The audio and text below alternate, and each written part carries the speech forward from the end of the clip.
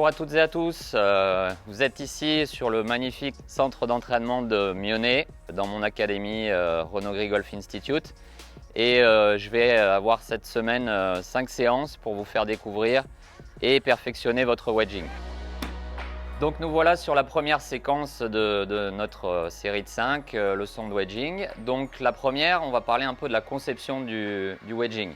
Donc déjà, qu'est-ce que c'est qu'un très bon wedging? Qu'un bon wedging, c'est avoir une zone de dispersion vraiment réduite, c'est-à-dire toucher des cibles les plus réduites possibles en fonction de sa progression et au fur et à mesure de sa progression.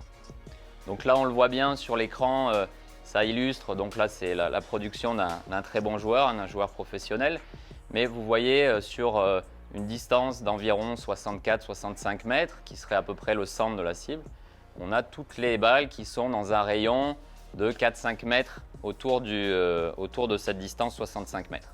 Les éléments importants mécaniquement pour arriver à ça, c'est-à-dire à cette production de consistance de profondeur, la première chose c'est avoir une vitesse de club constante, c'est-à-dire quand on cherche une même distance avec le même club, essayer de reproduire la même vitesse de tête de club.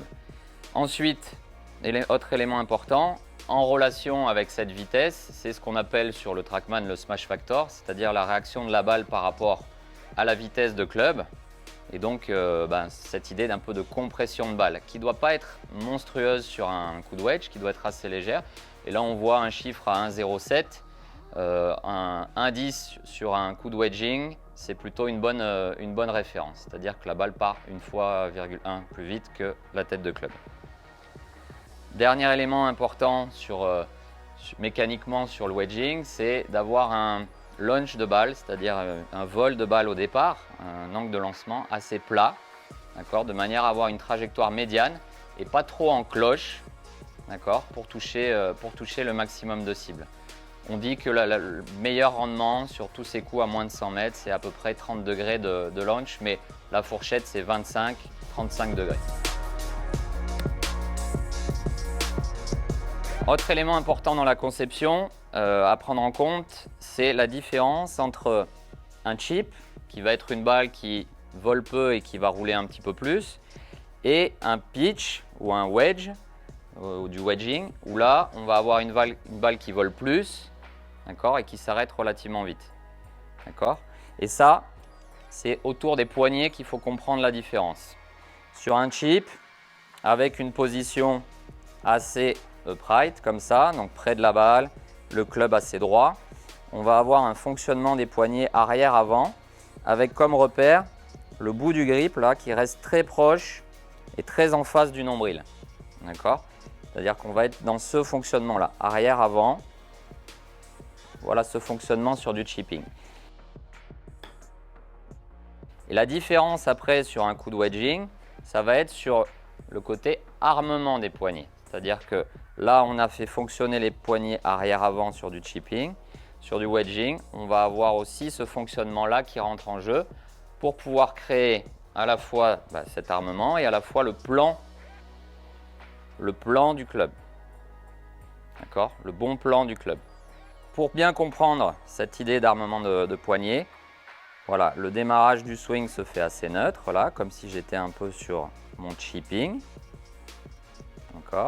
Et après, je rajoute en même temps que la rotation cette dimension armement des poignets qui me place dans cette position où à peu près à hauteur de la poche, l'armement est quasi complet. Ça forme un L entre le bras et le club. Si on regarde de profil, même chose, démarrage assez neutre, type chipping. Et après, on rajoute cette dimension armement. Voilà, et donc on a ce club qui se place bien dans le plan. Et le plan, c'est vraiment le shaft qui vient pointer, si on regarde le bout là, du grip, il vient pointer sur la ligne de la balle et de l'objectif.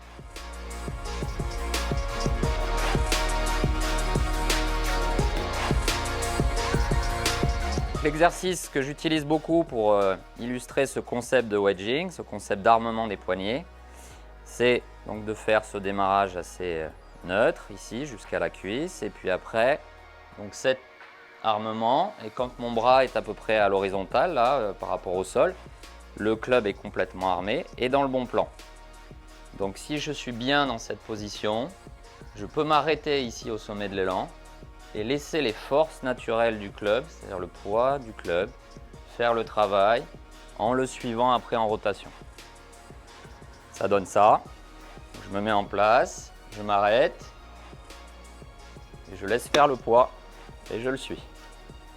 Si mon club est bien placé, ici, je vais vraiment bien prendre la balle.